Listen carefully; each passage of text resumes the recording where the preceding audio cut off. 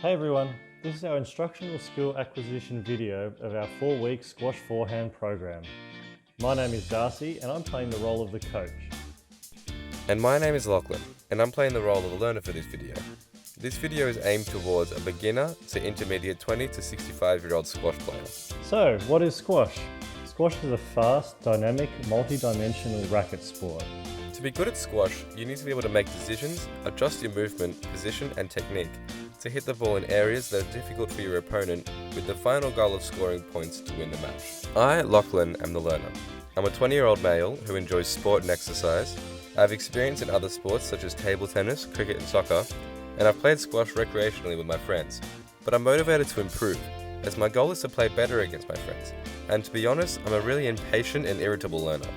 To achieve my goals, I need to improve my forehand accuracy and consistency. I've committed to training 3 times a week, for up to an hour per session with my coach. As Lachlan would like to improve his forehand accuracy and consistency within a game, as you will see, his program will be addressing this goal specifically.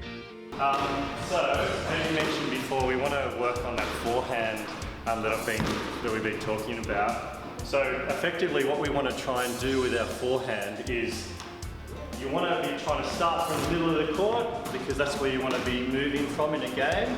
But the forehand itself, all that I'm after is you doing that swing action that we've mentioned, and you're trying to hit that ball into this big target area at the back of the court, and that's where it's going to be harder for your opponent to get it back. So I'll just show you what the forehand is, and I'll show you that from a few different angles so you can see what's going on, and then you can have a go. So what we're going to do is I'll just show you, so I'm just swinging through, and it's the same as... In squash, the forehand is performed as a discrete movement of low complexity with a high organisational demand, with the forehand movement pattern remaining the same, although the expression of this movement pattern requires flexibility depending on the match situation.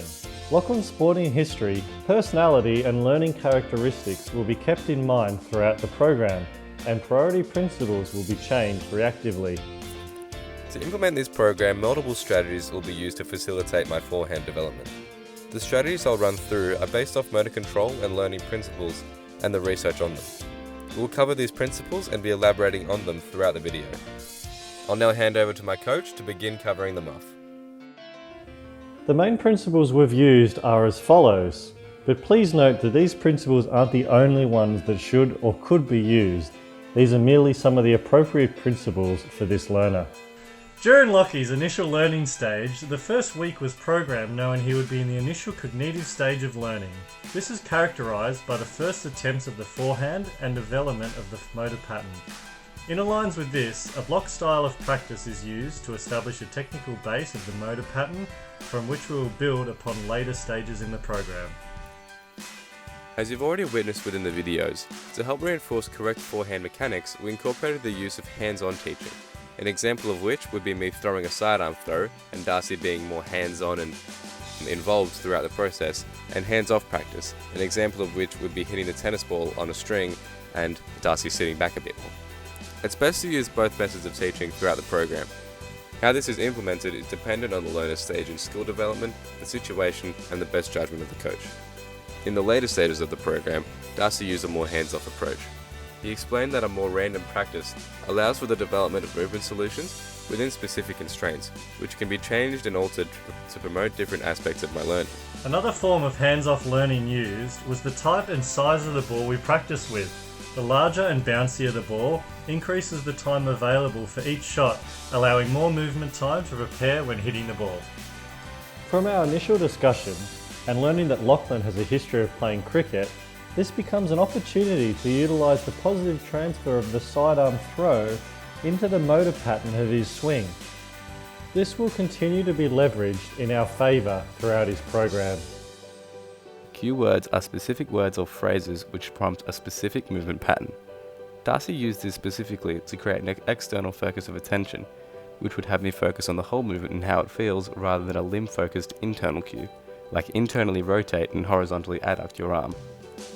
Within the sessions, Darcy used cue words like throw the racket during my earliest stages of learning.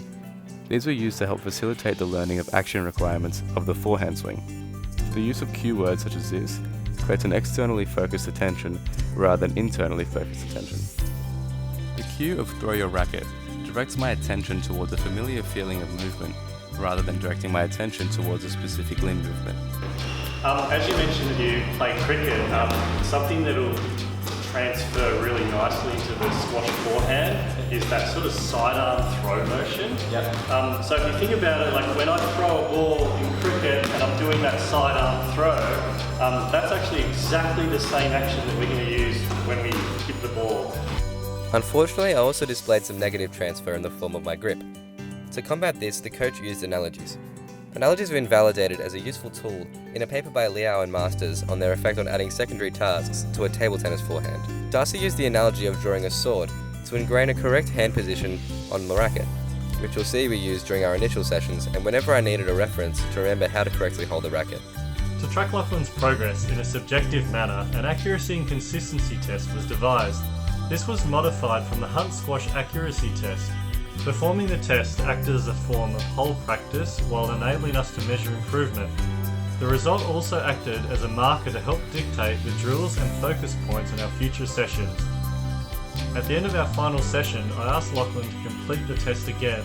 This allowed us to analyse the retention of our training after a period of time.